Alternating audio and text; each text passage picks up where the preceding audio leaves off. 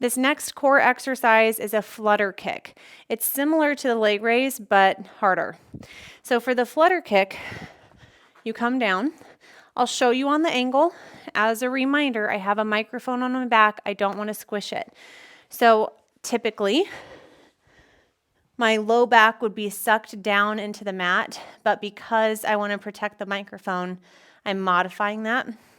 So I recommend putting hands underneath your hips, and you're just fluttering like this. A great one for the core, and it does get very challenging.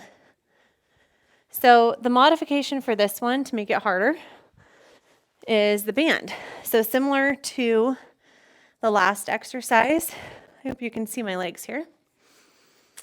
I'll maybe scoot a little bit farther away to have more resistance.